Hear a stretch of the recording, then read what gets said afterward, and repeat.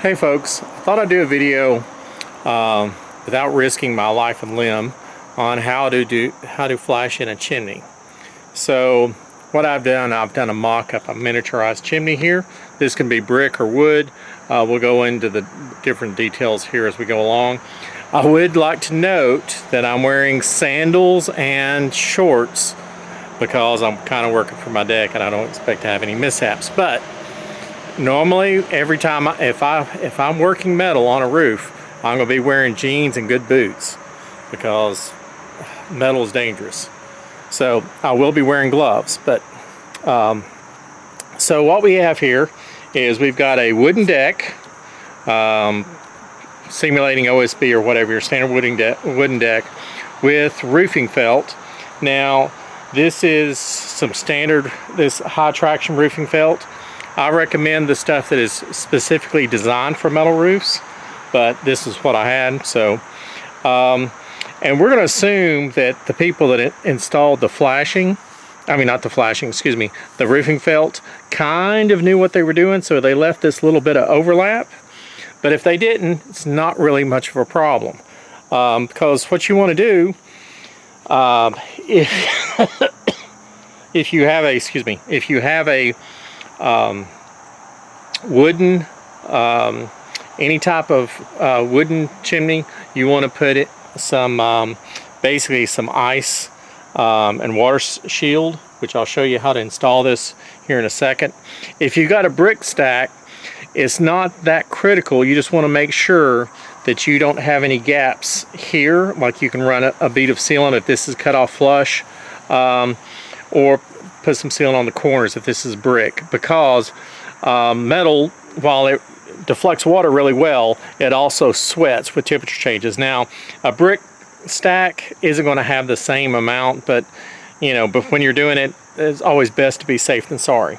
So when you're working with the chimney, now this is a 412 chimney, and that's about what the pitch of the roof would be like. You always want to work from the bottom and go to the top. So we'll start with some of this. This comes in by many names. Ice shield. It's just rubber flashing. So what you want to do on this is, because you've got a roof pitch, you want to cut an angled cut like so. And then I'll come over here, and actually I'm going to trim this first. This is a little too long. And I'm doing this with the backing grip still on it, because this stuff's really sticky once you peel it off. So depending on the pitch of the roof will determine how much you need to go. So you see how that's just from years of experience. I can guesstimate that stuff. So you see how it folds in nicely like so. Now, I don't have any staples in this, but we're not going to worry about that right now, because this is, like I said, this is mainly for a wooden chimney. And if you've got already siding, then still a good idea to put this between the siding, put it low between the siding, and have it connect over onto your decking, because siding is kind of problematic as far as trying to get some seals. You're going to wind up using a lot more sealant. But anyway, we'll get this peeled off and stuck.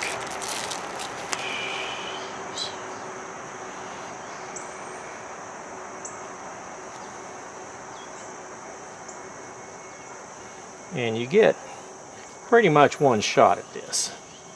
Because this stuff, once it glues down, it glues down.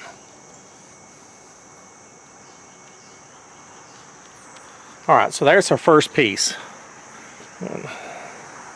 Now, our next piece, which is going to be longer, I won't bore you with the back side, but we're going to do pretty much kind of the same thing in reverse. And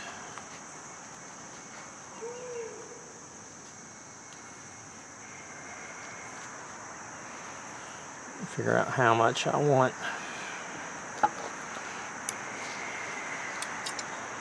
Trim it to length.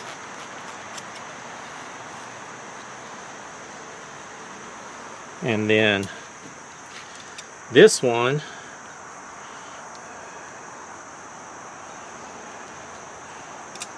it's not as critical.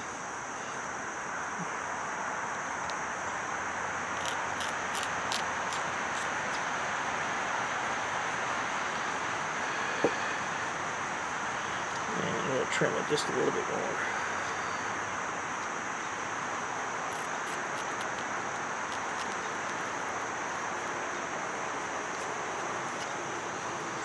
All right, there's one side, and the top we do pretty much the same way. Get our alignment set up. Over our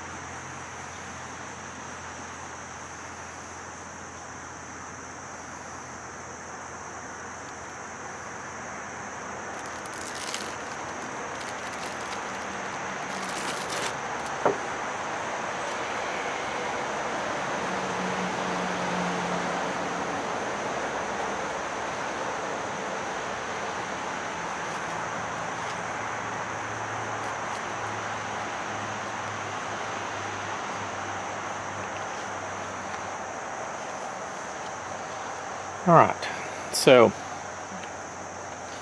I will pause the camera while I do this backside, because I know you guys don't like repetition, and I don't care for it either. I don't want to waste your time.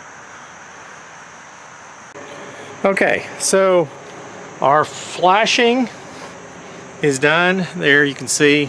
So the whole idea between this flashing is that you always have water running downhill. Like, you never have it running up into a joint. It always runs down over the joint. So I'll pause this and get some metal on here, and we'll proceed from there. Alright folks, we got our base metal in. Now you'll notice I was able to cut this out of one piece, and sometimes you're lucky like that, but it's rare that you ever have that ability.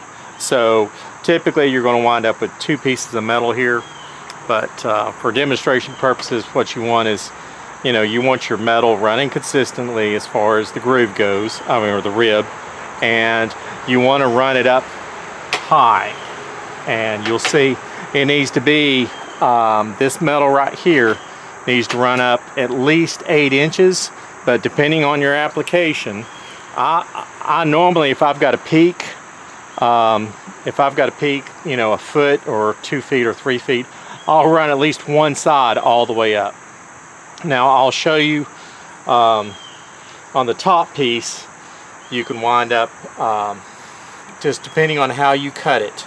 But the idea is that you want to get as much coverage as possible around your chimney, but also you want to make sure that you don't put any screws real close to the metal here, and you'll see why here shortly. So I'm going to do the bottom, and I'm going to do it exactly the same way that I did with the rubber, except with a couple of other modifications. So Sharpie is your friend.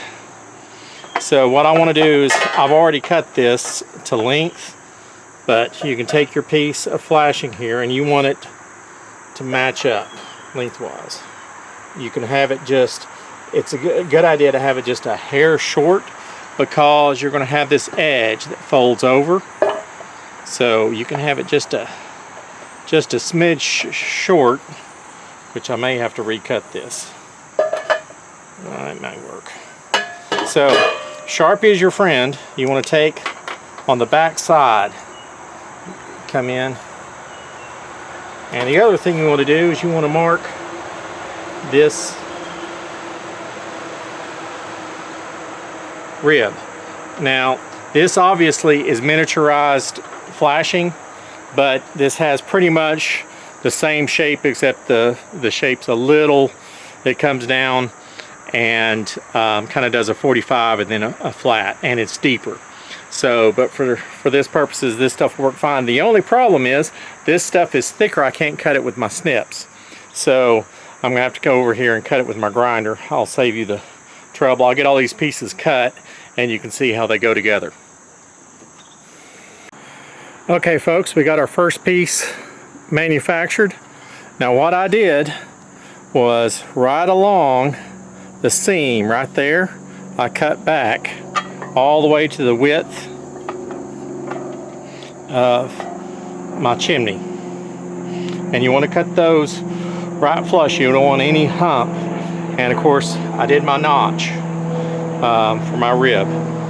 So the other thing you're going to have to do, which one of these comes in real handy, is change your angle of this piece so it matches the pitch of your roof. Just like I said, this one's approximately a 412 pitch. And then you want to screw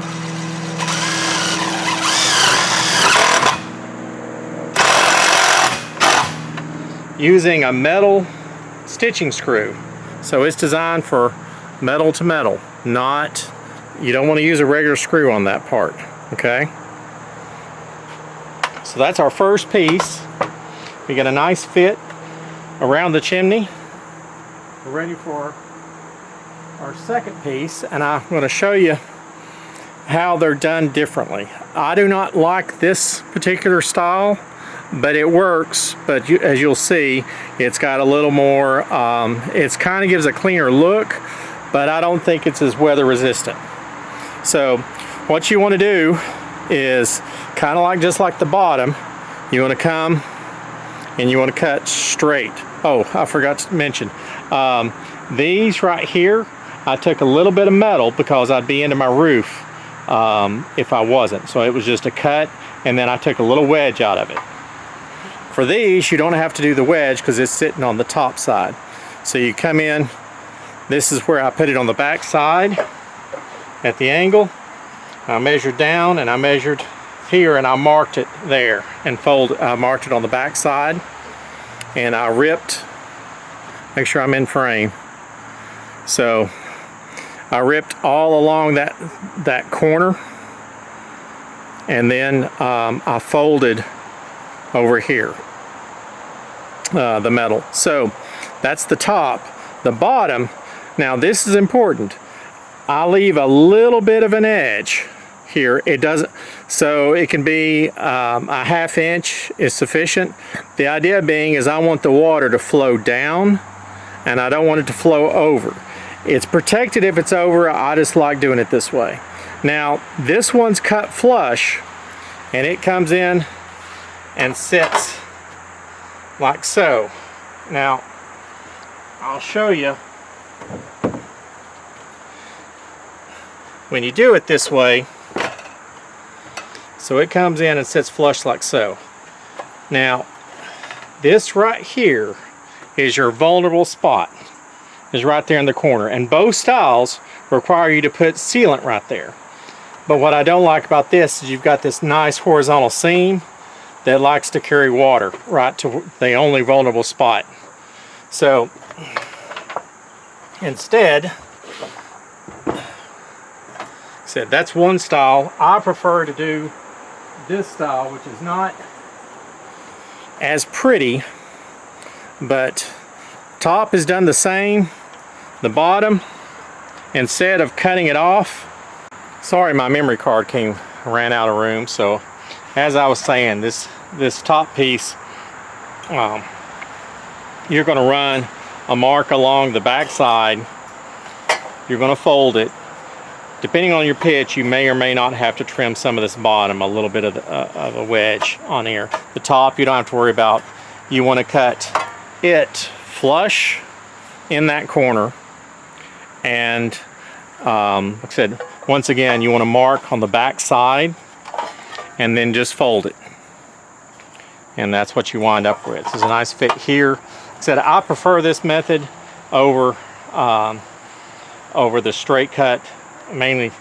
I think it may not look as quite as clean, but I prefer it. Most of the time, the only thing you want to put screws in on this stuff is when you got a rib, you want to use those stitching screws on the rib and attach it that way. If you don't have anything like that, if there's no rib, if it's just in the valley, then you can put a couple of standard screws through the metal and in the decking. I don't like to do that because it is a point that has the possibility of leaking.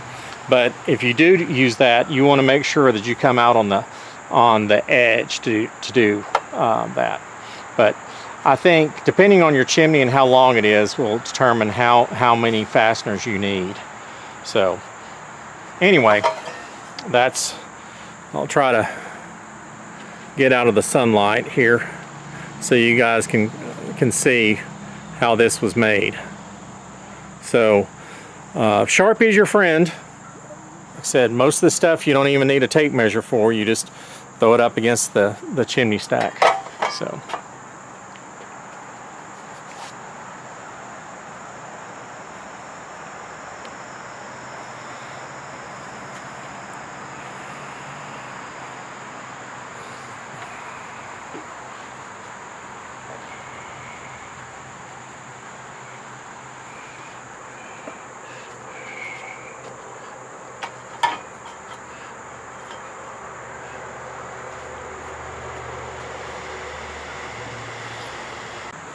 okay, here's our top piece. Now, once again, you're going to use a mallet to adjust the angle of this, and this only requires 2 cuts. So you want to measure off the back side like I've done all the other pieces, but you want to leave a lip. You want to come out, you see where the original mark is? I come out a little bit further, and these get cut off. The reason being is I like to put this little bit of shelf right here that throws water farther away from the corner. You don't have to do it this way, it's just the way I prefer to do it, depending on how wide your chimney is. Now if your chimney, speaking of width, if your chimney is run this way and is like 3 feet or 4 feet wide or 5, you want to put it what's called a cricket, which is on this area is basically just a little bitty roof. Like I said, it's referred to as a cricket, and you'll put in two pieces of valley is what and that'll divert the water. If you've got a lot of water, this works for most standard chimneys, and if your chimney is centered on the peak, it's the easiest chimney to do. So because all you have to do is do the bottom and then just fold this stuff over. And it's really straightforward as far as you just have 2 intersecting pieces. You fold, you do a cut. Let me make sure I explain this clearly. So you do the bottom exactly the same way, but if your chimney stops and it's like in the middle, you'll take and basically take a cut and just fold that over the other peak. This part of the metal just folds over the other part of the peak, and then the other piece comes over and it folds over, and you have just one vulnerable area, which is this little tiny corner, which is problematic. So anyway, so what we have here, you have to adjust your angle. Start out as 90, we're going in 15 degrees to make it, and you want to wind up with this little bit of edge so that the water carries over. I like to have it carrying over because you don't know what you've got under here. You may have a rib, and that's fine, but you may not. So I like to have my water diverted all the way out to the outside of the flashing or the chimney unit. So which would bring it on a standard piece of flashing is going to be 5 inches. So it's going to take and carry it 5 inches away. So and if you got like a monsoon, well, I cut it low so you still have the ability for it to flow over if it's like, notice I kind of put it on a taper. That's what I like to do. So if you get, the more water you get, the more it's going to come out, but it'll come out on this outside edge. So when you install your top metal, you want to make sure you don't put it too close. So anyway, that's our last and final piece. Here's what it looks like. So side profile, and this of course goes up underneath your top piece of metal.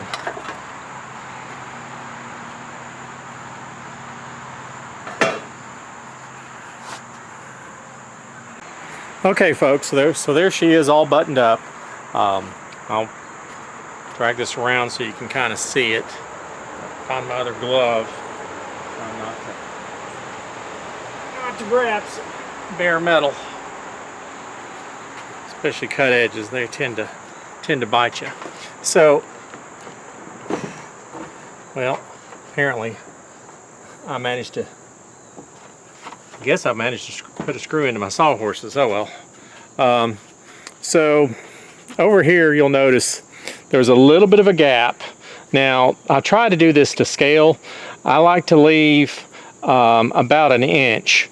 That allows the water to flow off this rib and unobstructed. So I don't want the friction of the water. So I want this nice little channel, and the water is going to come down and run where I want it to, which is over here.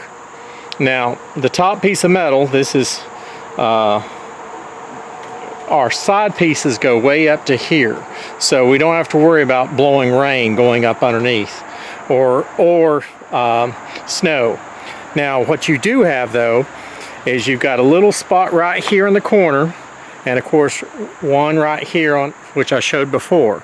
Now those are mandatory sealant spots. Now the water isn't going to really try to go in that direction because gravity is pushing the water this way. It's pushing it down and this way. So not a lot of risk of water there, but you get blowing rain, you know, that's all bets are off. So you want to make sure you put sealant along there. You also want to put sealant over here on your edge next to your, if this is siding, depending on if this is a new installation or not. If it's a new installation, you would not have this bare wood that I have here. I'm just pretending that's like siding or brick, because you would have this thing wrapped as well. You'd still, all your flashing or rubber flashing goes in just the same. You just have this thing wrapped a little different. So for like a brick stack, or if you're putting this actually up against existing siding, then you want to make sure that you put a good bead of sealant. And when I say sealant, I mean pure silicone for flashing. That's really important. If you get regular silicone, it will rust your metal because it's got acid in it too as an etcher. So you want to make sure that you get the 100% silicone for flashing. It does not have the acid in it. It's really durable. So coming around here on the back side,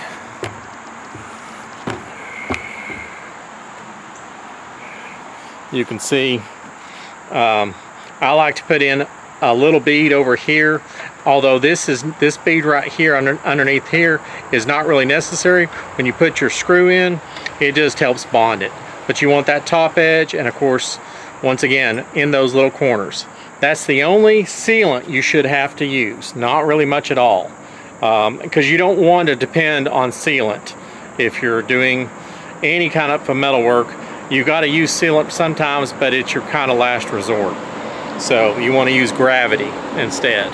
So, and all right, well, that's it all assembled. I'll show you next one that's actually on a roof, so you can see the real sidewall flashing and at work. All right, folks, there you see my metal roof job. This is on my particular chimney of my house. So you can see that silver stuff. That's the sealant, and you can see I ran these pieces. Let's see if I can get a little more light. So you can notice how I screwed into the rib on that bottom piece, and I could have done a better job. I ran my piece a little long here. Doesn't hurt anything, but it'd have been cleaner if I'd shortened that piece. So coming up the side, because I didn't have a rib to screw into, so I wound up doing something different, which is to put screws directly into the purling right there on the outside edge. And up here you can see, see if I can zoom in a little bit for you.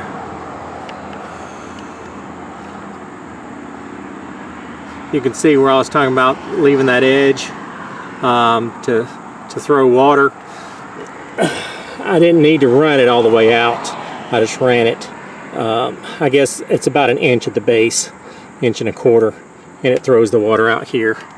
So coming up top side, you see that piece of sidewall flashing, catching all this water coming off of this metal roof. And I left about 1.5 inches. So this one wound up trying to see where my seams were. I actually was able to, instead of having a big overlap, I was able to cut and notch this just because my metal worked out that way. So it just depends. Like I said, every job's different, and you just never know where your metal is going to break, where you're going to have a seam.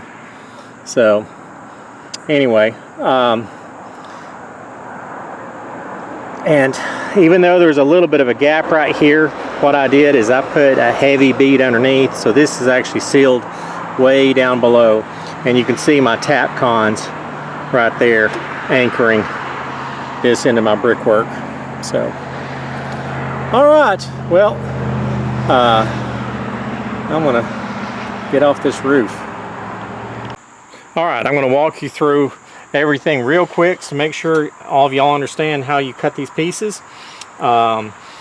Make sure you put sealant here, here, here, and of course on the top edges of your, if you have wood siding going over top of this, that's not necessary, but if you're putting it on top of brick or on top of existing siding, you want to make sure you put sealant along here. Your top piece, the last piece we make, is you have to adjust the angle from a 90 degree. You want to increase it by about 15 degrees for a 412 pitch roof. You want to make cut out 2 corners of the metal. I'll leave a taper just like so. So my water is going to hit this and it's going to run all the way to the outside edge. And this fits underneath your top, your metal roofing, your top piece. Side piece. So kind of the same thing. We'll do the easiest cut first. You want to make sure that you cut straight up right in the corner, and then mark it on the back side of the chimney, and then fold that over so you'll get a nice fit that way. On the bottom, you want to leave an edge. That's for water, to carry water out. You want to leave a little bit of a lip. Now this is reduced for scale, but I'll normally leave about a half-inch lip, 3/8 half inch. And depending on your pitch of your roof, you can fold this over, and you may or may not have to trim that. That's the style I prefer. The other style,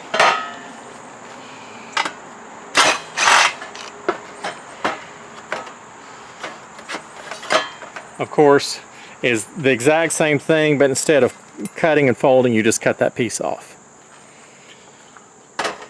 And last, but of course, actually the first piece you start with is your bottom. I always work from the bottom to the top. You want to make sure that you cut your piece wide enough that your 2 other pieces of flashing are going to lap over. You don't want it as long, but you don't want it particularly short either. So make your cuts flush right in the corner. And for this one, all you have to do, once again, is mark on the back side and then cut a wedge out. For this, you want to take a 15 degree for a 412, cut a 15 degree. It's actually like, I think 412 is around 17 degrees, but 15 is normally close enough. Cut your wedges out and then just fold it over. And that, you wind up with this nice, nice fit. So those all just stack in like so. And that's your flashing. So pretty straightforward, and this will not leak as long as you put your sealant in your those four spots, and of course along the top edge depending on your application. So hopefully this will suit you guys really well.